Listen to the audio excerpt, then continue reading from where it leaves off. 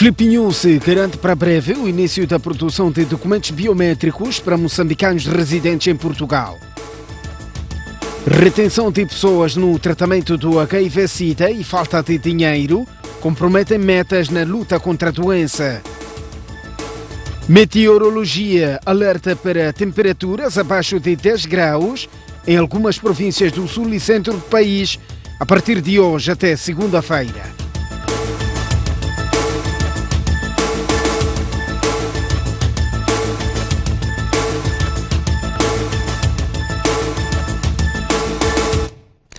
Muito boa noite, e este é o jornal. A polícia em Maputo disparou contra pescadores da Costa do Sol que protestavam na tarde de hoje contra a retirada de redes e motores de embarcações por agentes de fiscalização das pescas. Algumas pessoas ficaram feridas. Um protesto aceso. De um lado, as autoridades da pesca e do outro, os pescadores. Tudo começou quando as autoridades subiram ao alto mar para retirar das mãos dos pescadores as redes de pesca consideradas inapropriadas para o exercício da atividade. Só que as autoridades retiraram também os motores das embarcações dos pescadores no alto mar, deixando-os sem possibilidade de retornar à terra firme. Assim que está a me tirar tudo que tenho aqui no barco, como que é de sair para casa? Ele está a dizer que você se vira. Como se virar no alto mar? Seu material de trabalho, os pescadores ficaram furiosos, juntaram-se e impediram a retirada dos agentes de fiscalização com barricadas. Não é para menos. Delfina, por exemplo, viu ameaçada a fonte de sustento dos seus 6 filhos.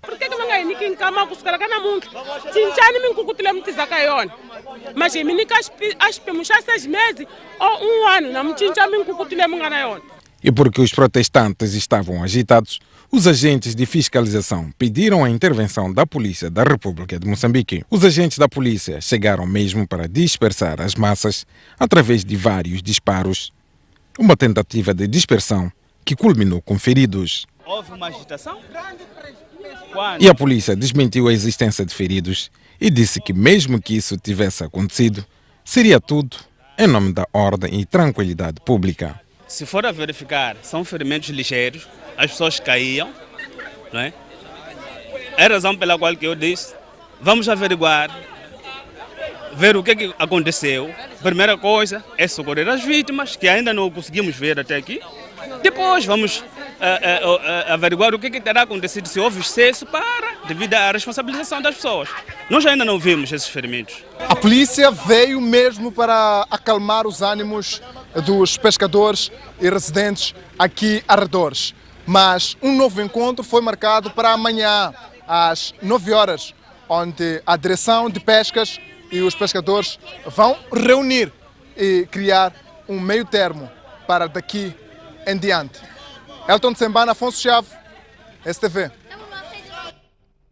Ainda no capítulo das pescas, 237 proprietários de barcos de pesca foram multados no valor de pouco mais de 3 milhões de meticais no primeiro semestre deste ano por exercerem atividade ilegalmente na província e cidade de Maputo. Estes dados representam um aumento de 69 casos quando comparado com o igual período em 2018. Chama-se Elias Chavan, tem 34 anos e é pescador. Exerce a sua atividade nas águas da província e cidade de Maputo desde 2004. Além de tirar o pescado do mar, Chavani transporta mercadoria diversa do porto de Maputo a Matutuíne e garante ter licença para as duas atividades. A licença da carga é de $, então, e 700-800. Já é algo passa. Aí passa, e aí a gente a pesca a linha, porque aquela anda muito bem, mas ele cama 4 e tal. Apesar de ter pago todas as licenças, Elias Chavani revelou que por esses dias a atividade não tem sido muito lucrativa, tanto que pode atirar a rede ao mar e ficar em média 3 horas sem nenhum pescado. Pode metade da caixinha como já acha beda, a kunanchi uma mati ninka maku titimeta. Pode arrumar 2 quilos, 3 quilos. Como uma quilo a magama chave se mal munidos no lucro. Depende quando o peixe é a primeira, segunda, terceira, sucessivamente. Mas a primeira chave, aquilo 220. Diferentemente dele, perto de 278 pescadores na província e cidade de Maputo fizeram-se ao mar sem licença e usaram técnicas de pesca não recomendáveis no primeiro semestre deste ano e foram penalizados com a multa de pouco mais de 3 milhões de meticais. Consequências nefastas para o pescador, que já só por si a renda dele é muito baixa. É a aplicação de multas, ele tem que pagar, não é? E perder as artes que ele gastou muito dinheiro para comprar, e juntou dinheiro para comprar as artes, mas sabendo que não pode comprar panos com malhagem inferior. De acordo com a Direção Provincial do Mar, Águas Interiores e Pesca, a maior parte dos que cometem infrações no mar são pescadores artesanais devido ao fraco conhecimento das leis que regem o setor. Mas na parte da pesca industrial e semi-industrial, as empresas são mais compreensíveis. Outrora apanhavam multas, mas hoje em dia já é muito difícil encontrar uma infração, detectar uma infração num barco industrial, porque são profissionais e seguem as leis. É diferente do pescador artesanal, que muitas das vezes mal consegue ler e como é que vai ler as leis que regem a sua atividade. Anualmente, Moçambique perde cerca de 50 milhões de dólares por causa da pesca ilegal. Representantes da mesquita localizada no bairro de Ulene, na cidade de Maputo, desdramatizam as queixas dos moradores e dizem que não existe nenhuma morgue no local. Os mesmos falam de um espaço para a preparação de corpos. É este o compartimento da mesquita localizada no bairro Ulene A, cidade de Maputo, cujos residentes suspeitaram tratar-se de uma morgue. Mas os representantes da mesquita dizem tratar-se de um espaço onde são preparados os corpos. Todas as mesquitas que temos aqui ao redor não digo de Maputo, mas da cidade daqui da cidade de Maputo, temos um sítio como este, né? Como ele disse, nós não guardamos corpos, né? Os corpos vêm para aqui, nós só facilitamos as pessoas, preparação, lavagem do maite, como a gente diz, do corpo, que é para ser enterrado. Esta responsável explicou ainda que as águas usadas para a lavagem dos corpos são escoadas para um dreno. As águas são diretas para os drenos, os corpos saem daqui já preparados direto para o carro, para o cemitério. Eu pedia que a vizinhança, não sei, conforme eles dizem que é uma casa mortuária, eu acho que nenhum deles deve ter vindo aqui vir ver o que é que nós temos aqui. Os que não são muçulmanos, que não entendem o que é isto, deviam se aproximar, virem falar conosco aqui perto. Já o representante do Conselho Municipal tranquilizou os residentes locais, afirmando que o local de tratamento dos corpos não representa perigo à saúde pública. Quando eu falo de saúde pública, é verificar se o depósito e a transferência da água obedeceu aqueles critérios.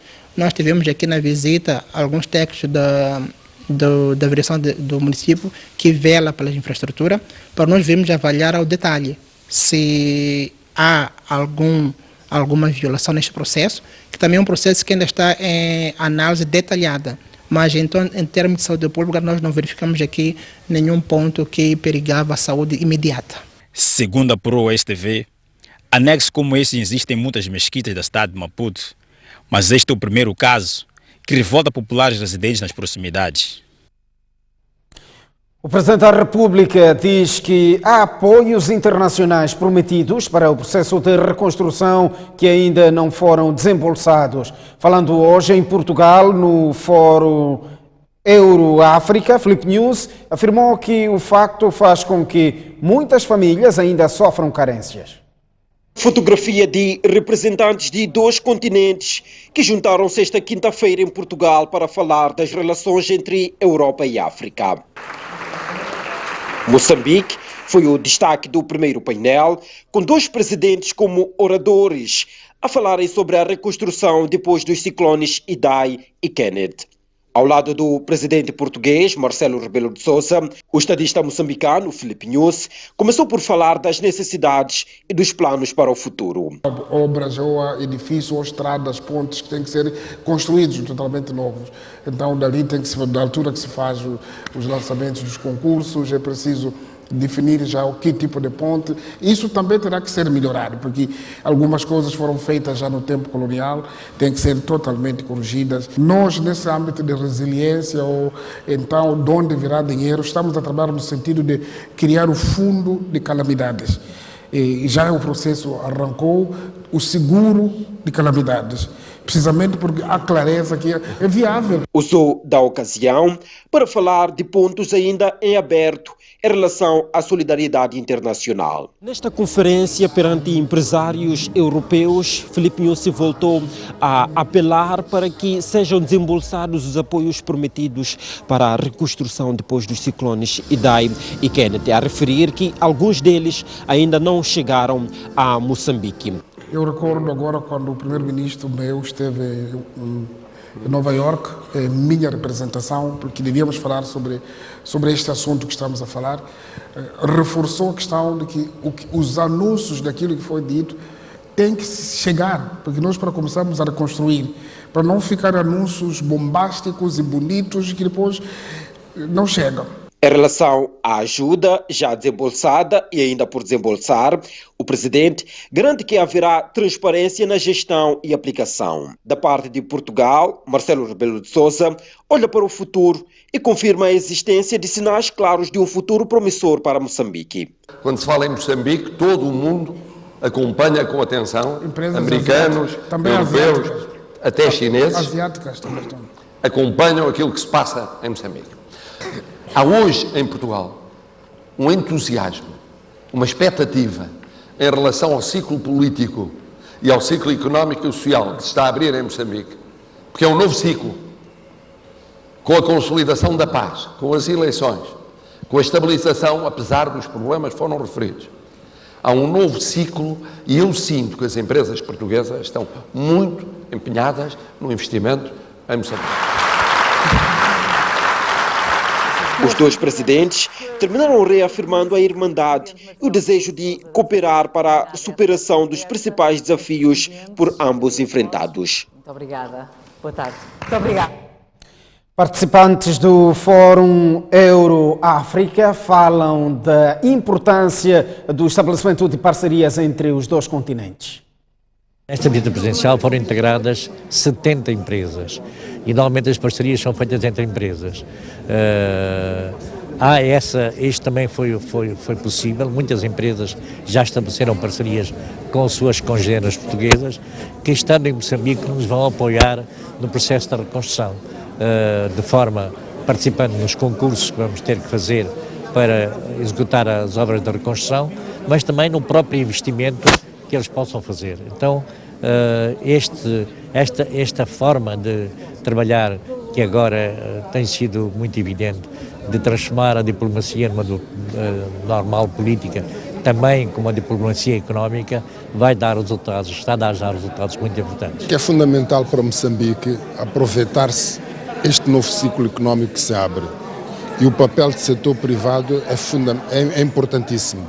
Os empresários, as grandes empresas, mas principalmente as pequenas e médias empresas, como o Presidente da República acabou aqui de mencionar, são elas que são a força motora na coesão da sociedade e na geração de renda para as famílias.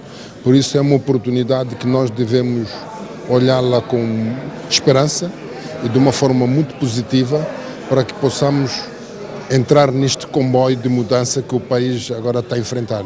O mais importante neste momento não é às vezes o apoio financeiro. O apoio financeiro é importante, mas a interação, aquilo que eu acabei de referir, que é o conhecimento, apoiar, ou seja, conseguimos desenvolver competências, conseguimos transferir conhecimento para os próprios moçambicanos, para os próprios moçambicanos ganhar essa capacidade, essa expertise para poder desenvolver e ajudar a apoiar o país é fundamental. Na sua visita a Portugal, o Presidente da República reuniu com a comunidade moçambicana residente em Lisboa. Filipe Nunes garantiu para breve o início da produção permanente de documentos biométricos para moçambicanos residentes naquele país europeu. Acrescentou que há um esforço do governo para garantir que as linhas aéreas de Moçambique voltem a voar para a Europa. A cultura de Moçambique abriu o encontro do Presidente da República com a comunidade moçambicana residente em Portugal. O encontro, onde os nacionais que vivem neste país aderiram em massa, lotando um dos auditórios do Instituto Universitário de Lisboa. A começar, manifestaram as suas preocupações. A falta de emissão de documentos de identidade e de viagens biométricos nas nossas representações diplomáticas e consulares em Portugal continua a ser um dos grandes problemas que mais nos preocupam. A falta de voos de uma companhia aérea moçambicana para Portugal torna os custos da nossa deslocação ao país bastante elevados.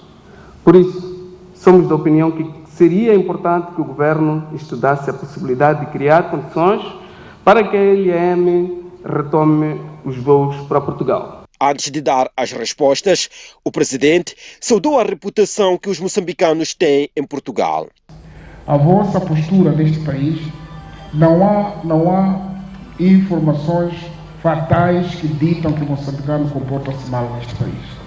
Isso é fundamental, porque há nações, quando alguém pergunta, você é de que país? A pessoa diz o nome do país, as pessoas começam a fugir. E esse sinônimo de que alguma confusão vai acontecer.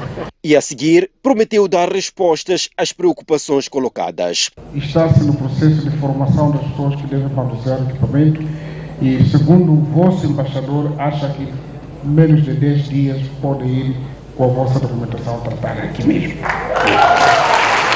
Nós vamos pressionar aquela questão de sermos evitados para voar e está sendo controlado, que significa que a linha aérea própria, nem que seja em parceria com o TAP ou com uma outra linha aérea, poderá escolher o melhor momento, mas é o nosso objetivo estimular para que possa haver a bandeira nacional a voar, pelo menos para alguns países onde temos a maioria dos nossos concidadãos.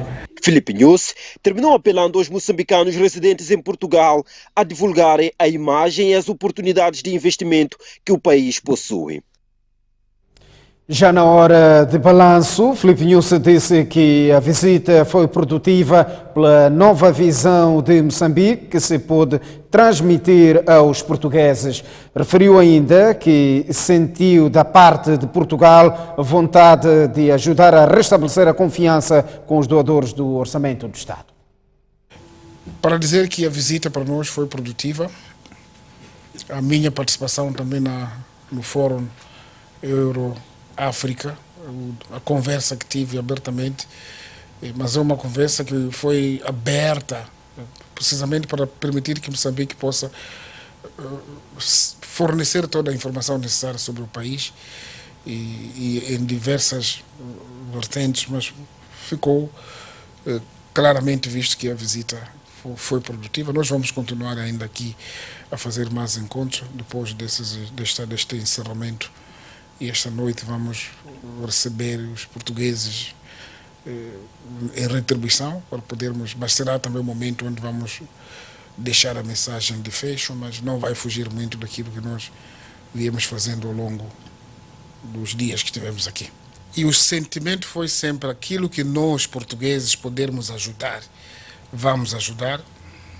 E não foi só Portugal, muitos países também.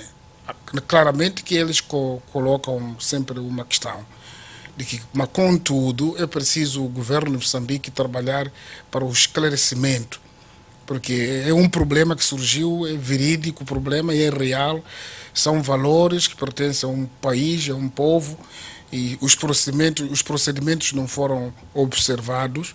Então seria bom, porque a credibilidade e a confiança para ser restituída, as pessoas gostam de saber o que aconteceu e sempre nunca deixaram de lado. Vamos olhar para outras notícias. O Ministro das Obras Públicas, Habitação e Recursos Hídricos fez hoje o lançamento do projeto de reabilitação do sistema de abastecimento de água à cidade de Mocuba. O projeto está orçado em 265 milhões de meticais.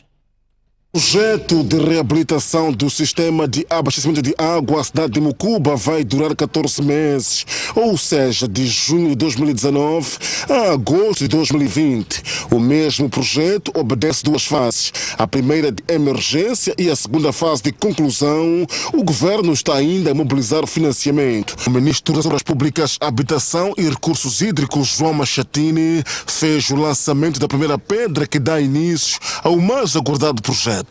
As obras que hoje iniciamos consistem na construção de uma nova estação de captação de água do rio Lugela, a jusante da atual captação, construção de estruturas de controle de erosão para evitar assoreamento do leito do rio, junto ao poço de captação, construção de cerca de 1 km de conduta adutora, reabilitação da estação de tratamento de água e instalação de doseadores automáticos de produtos químicos, construção de cerca de 25 km de rede de distribuição e instalação de equipamentos elétricos e eletromecânicos, incluindo um grupo de geradores. Em 2015, a cidade foi gravemente impactada pelas cheias do rio Licungo, que destruiu a captação do sistema de água. Apoiar a reconstrução resiliente é uma prioridade para o Banco Mundial, dada a sua relação com a nossa missão principal de reduzir a pobreza e impulsionar a prosperidade compartilhada. O governador da Zambésia, Abdul Razak, falou na ocasião daquilo que está a ser feito para prover água à população da província. Os munícipes de Mocuba, a partir desta cerimônia, vê aquela luz do fundo do túnel a resplandecer e a estar mais próximo deles. Os rostos que não sorriam hoje só mostram semblantes alegres. De 2015 a 2018 foram abertas na província de Zambésia 3.331 novas fontes de água, beneficiando cerca de 1 milhão de habitantes. Reabilitados 6 sistemas de abastecimento de água, dentro deles o sistema de Mugeba e na Manjavira, no distrito de Mocuba, de Peban, de Lioma, em Gurua, de Mulumbo, de Lugela e de Zalala, em Climano. Os meios humanos e materiais já foram mobilizados para Mocuba por forma a dar lugar aos trabalhos. No final deste projeto, espera-se que 65 mil dos 228 mil habitantes venham a ter precioso líquido. Imagens de Verson Paulo, Jorge Marcos, STV, a partir de Mocuba. A população de Mocuba está satisfeita com o lançamento da primeira pedra do projeto de reabilitação do sistema de abastecimento de água. Espera ver o problema do acesso de água resolvido. Nós passávamos muito mal nos tempos passados e creio que com este projeto vamos ultrapassar todas as dificuldades. Nós éramos obrigados a sairmos daqui para o rio Licungo, o rio Lugela. Às vezes, os carros tinham que deslocarem-se ao total para poderem abastecer o distrito. Este projeto eu estou à vontade, porque há dias que passaram, nós estávamos bem frustrados, não tínhamos água, as nossas mulheres saíam 3 de madrugada e voltavam 8 horas. Mas com a chegada dessa empresa, nós estamos satisfeitos nessa unidade residencial. Além dessa unidade, outras unidades também que fazem parte dessa cidade de Mocuba. Sim, vai nos ajudar porque temos muita falta de água. Para nós termos água, algumas pessoas abriram fontes pessoais e às vezes recorremos ao rio Licungo. É um projeto viável. Portanto, nós a população que estamos neste orbe, neste município, gostamos desse projeto. O Grupo Armil diz que seguiu todas as formalidades legais para ser cedido o Parque Infantil 29 de setembro pelo município de Chimoio. Os visados dizem que, se existem irregularidades, devem ser sanadas pelo município sem prejudicar as cláusulas contratuais. É de lamentar esta situação, Muhammad Mubin foi quem rubricou com o anterior edil de Chimoio, em nome do Grupo Armil, o contrato de cedência do Parque Infantil 29 de setembro. Este diz que o facto da Assembleia Municipal não ter tomado conhecimento do negócio, a responsabilidade deve recair ao município. Nós concorremos, fomos adjudicados, houve várias documentação até chegarmos ao acordo e pronto, se o processo passou ou não passou pela Assembleia, isto não é do nosso conhecimento, são procedimentos internos do município. Questionado sobre a obra que está a ser erguida dentro do parque, respondeu: É um centro comercial que vai trazer beleza à cidade e se não há placa é por causa da pressão que houve do município em tentar várias vezes paralisar a obra sem nexo. Mubin disse, por outro lado, que a construção do centro comercial visa garantir sustentabilidade do próprio parque infantil. Estamos mesmo com vários prejuízos, é de lamentar. Investimos aqui neste parque muito dinheiro. Sabemos que o parque não tem sustentabilidade própria, estamos a subsidiar mensal. Nós, como empresários e investidores, cumprimos com a nossa palavra, esperamos que o governo, o município, também faça o mesmo, de forma a prevalecer a confiança entre os empresários e o governo e a prevalecer a confiança nas parcerias público-privadas. Entretanto, a STV ainda não conseguiu ouvir a versão do anterior edil. Contactado telefonicamente pela nossa reportagem, este absteve-se de atender às nossas chamadas. A não permanência das pessoas em tratamento da doença e a exiguidade de fundos comprometem as metas na luta contra o HIV-Sida. A conclusão é do núcleo do Conselho Provincial de Combate ao SIDA, que falava durante o balanço das suas atividades. Dados do relatório apresentado esta quinta-feira pelo Núcleo do Conselho Provincial de Combate ao HIV-Sida mostram progressos na luta contra a doença a nível da cidade de Maputo, onde 48% de 146 mil infectados já apresentam níveis de carga viral indetetáveis. Contudo, persistem ainda desafios na questão da retenção das pessoas no tratamento. Muitas pessoas iniciam o tratamento, mas não levam o tratamento ao fim, ou até ao fim da sua vida. Outras pessoas interrompem. Aqui nós temos a dizer que, pelo menos para parte das crianças, pelo menos as crianças que ficaram no tratamento pelo menos 12 meses, ou estão em tratamento 12 meses, temos cerca de 71%.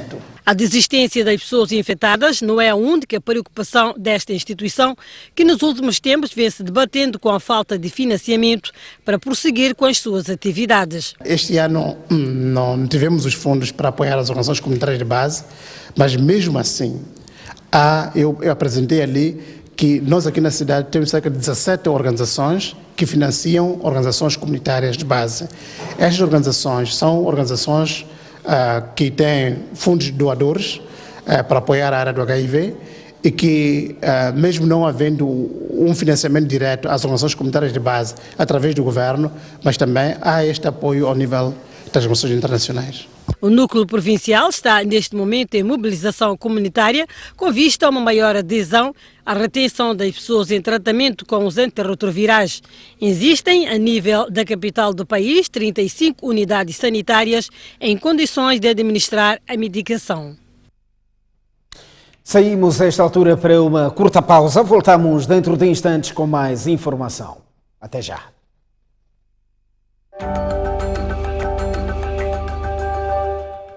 Muito boa noite, uma vez mais estamos de volta às notícias no jornal. O setor do turismo está cada vez mais a aumentar a sua contribuição para o produto interno bruto. Em 2018, por exemplo, gerou mais de 240 milhões de dólares e o ministro da área acredita que os dados oficiais estão abaixo da realidade da contribuição do setor para os cofres do Estado.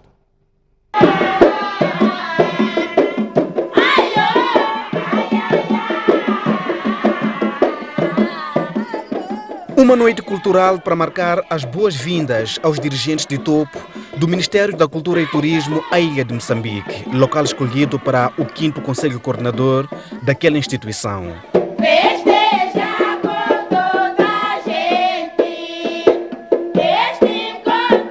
A dança tufo faz parte das riquezas culturais da província de Nampula e nesta exibição os ilhéus impressionaram os visitantes.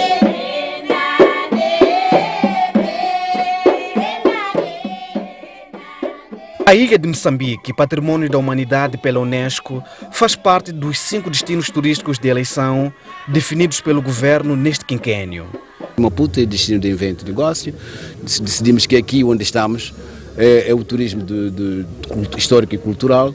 Decidimos que Gorongosa é cinegético, aventura e científico. Portanto, era preciso definir os destinos para termos maior atenção e melhor controle. E neste momento sente que não há muito controle das receitas provenientes do turismo devido ao próprio sistema de recolha de dados. Durante muito tempo, os últimos 4 anos, a avaliação do turismo só tinha como base o alojamento e restauração. Mas há outros indicadores que devem ser inclusos para se aferir realmente a contribuição do turismo.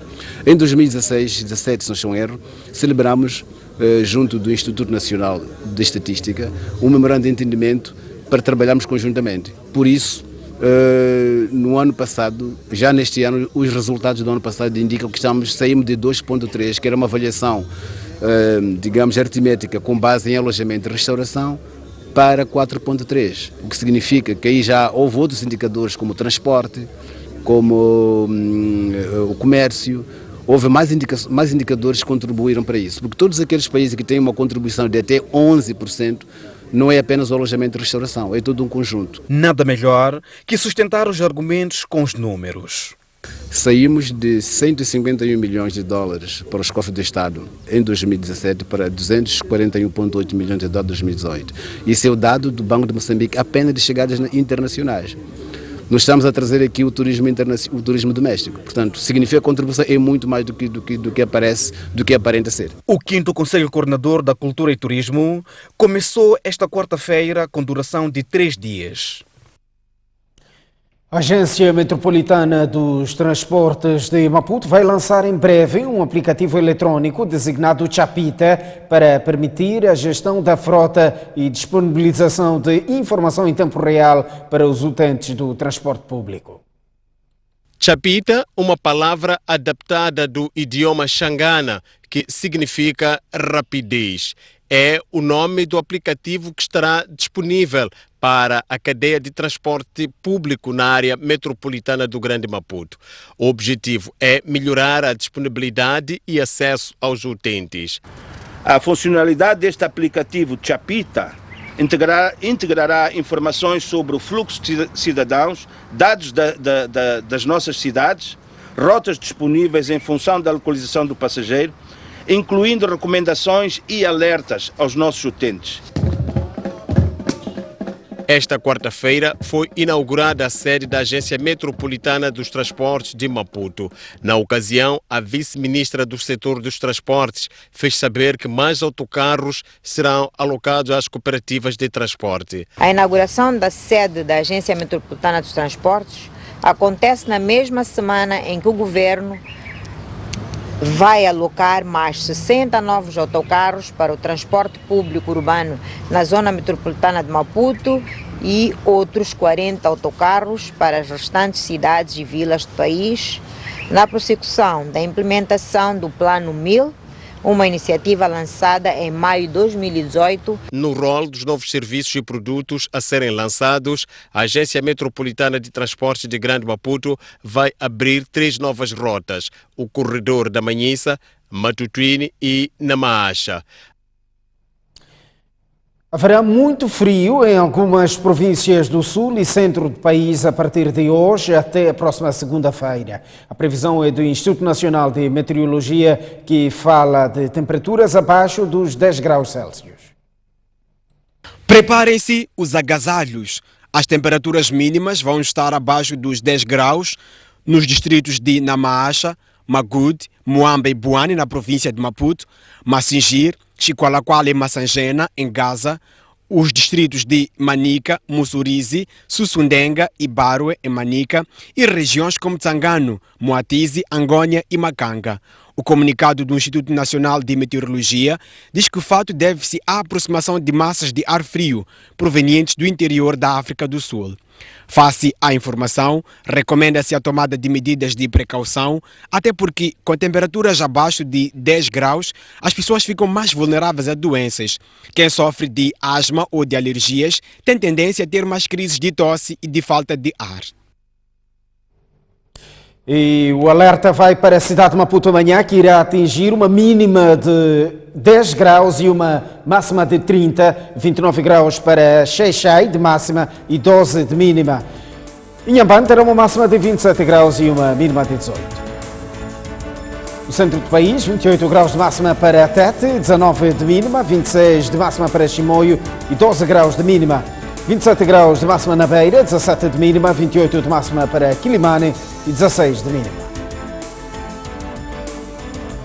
Já no norte do país, a cidade de Lixinga, 22 de máxima, 11 de mínima, 30 graus de máxima para Pemba e 20 de mínima. Nampula, 27 de máxima e 19 de mínima. Intervalo, até já.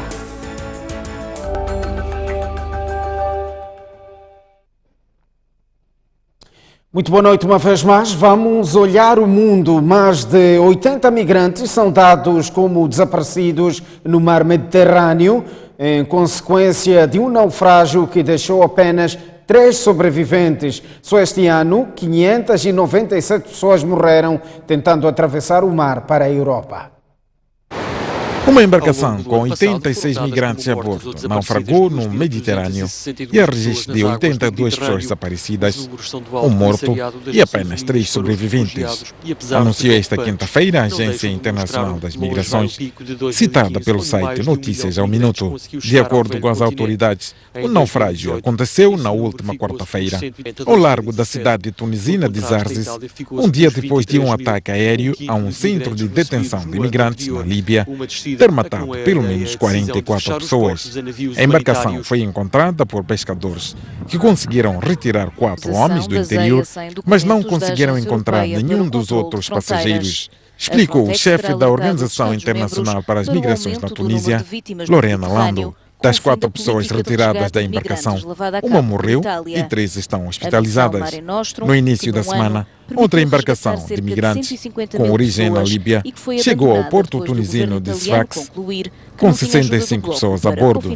As praias que se estendem entre Trípoli e a fronteira com Tunis converteram-se nos últimos 2 anos no principal bastião das máfias que traficam seres humanos, apesar da presença reforçada de patrulhas europeias.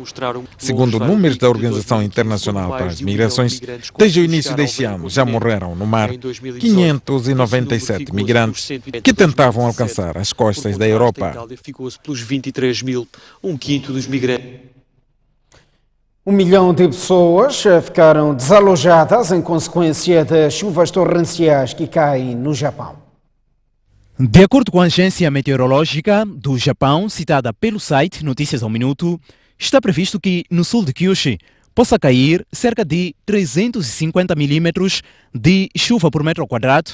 Contudo, em algumas áreas da região são esperados até 80 milímetros por hora. Desde a última sexta-feira que o sul do Japão tem sido atingido por fortes chuvas que já provocaram a morte de uma mulher na sequência de um deslizamento de terra em Kagoshima, onde dezenas de casas ficaram inundadas. O governo japonês ordenou a retirada de 1 milhão de pessoas na ilha de Kyushu, no sul do país, em consequência das chuvas torrenciais, indicaram as autoridades no último balanço. As autoridades japonesas temem que estas fortes precipitações causem avalanches de terra, pelo que ordenaram, só na cidade de Kagoshima, a retirada de 600 mil pessoas, segundo o município daquela cidade. Agora o desporto. O Teste África recebeu e empatou a 1 bola o Machakene em jogo da 9ª jornada do Moçambola 2019. Cerca de 3.500 espectadores encheram as bancadas do campo da Sualpo para testemunhar em loco mais um imbróglio entre os Fabris e os tricolores. Foi um jogo equilibrado, com as duas equipas a procurarem mostrar o seu potencial, mas os donos da casa, que já haviam prometido vencer, concretizaram o plano no minuto 35 através de Jongwe. Festa na Sualpo.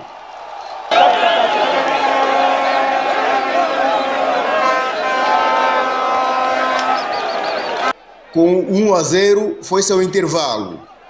No reatamento, o Machakene, aos 51 segundos, marca o golo de empate por intermédio de João. Um tento que as nossas câmeras não conseguiram captar.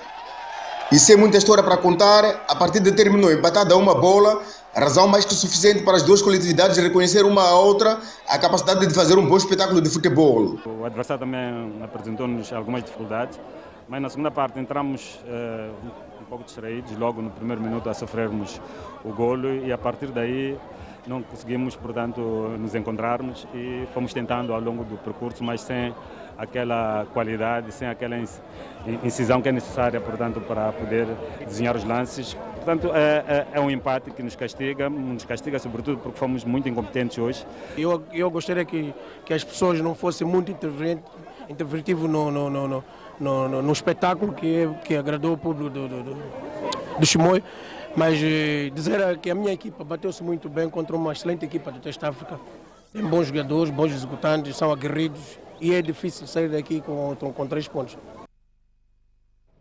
Os 3 atletas que se encontravam em solo pátrio e que fazem parte da Seleção Nacional de Hóquei em Patins, que vai disputar o Internacional Barcelona, partiram esta quinta-feira para integrar o conjunto que já está na Espanha.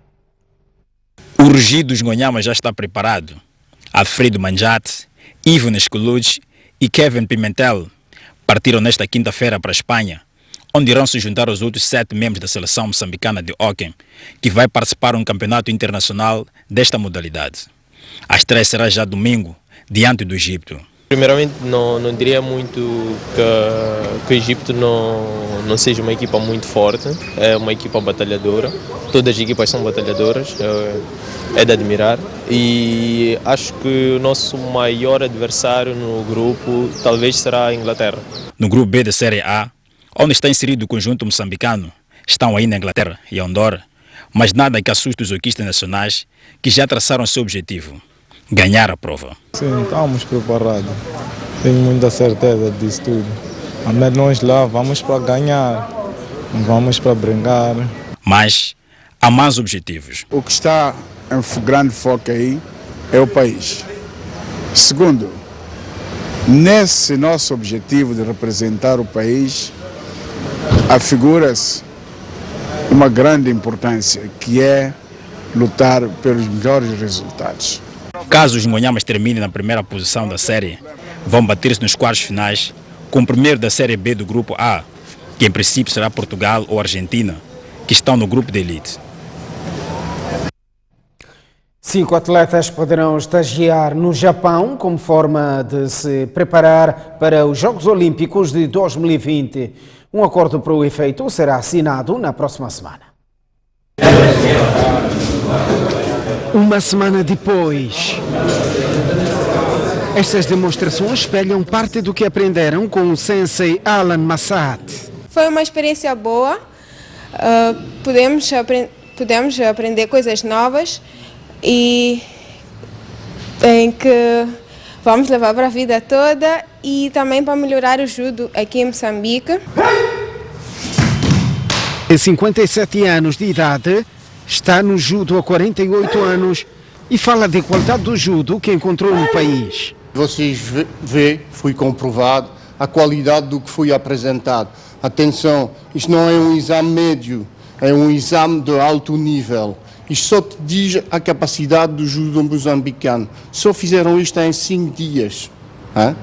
Isso reflete que o judoca aqui tem muitas qualidades. A graduação dos 25 judocas entre praticantes e treinadores representa uma mais-valia para a qualidade do judo em Moçambique. Pela graduação dos nossos treinadores, de 3º para 4º dan, significa que o nosso judo terá mais qualidade e também iremos formar atletas com melhores qualidades para que possam alcançar resultados cimeiros em competições nacionais e internacionais. Mais do que qualidade, o Comitê Olímpico quer dar um novo alento ao judo e já desenha novos voos para 5 atletas que têm potencial para participar no Mundial da modalidade. A Federação submeteu-nos o seu plano, quer de competição, quer de preparação. Nós pegamos nesse plano e discutimos com o governo japonês a possibilidade de, sobretudo, apoiar na componente estágios, para que os nossos atletas, ao participarem nas competições, possam participar já com um nível de preparação muito elevado para que possam qualificar. Então é dentro dessa perspectiva que uma delegação nossa irá partir para a próxima semana para o Japão para assinar esse memorando e a partir daí os atletas possam se preparar devidamente. O judo em Moçambique iniciou na década de 1950 no antigo clube de judo de Lourenço Marques. Atualmente, a Federação Moçambicana de Judo tem inscritos mais de 1.300 praticantes só na cidade de Maputo. Está tudo visto no jornal, informação em modo permanente para acompanhar dentro de instantes na STV Notícias. Aguarde por si.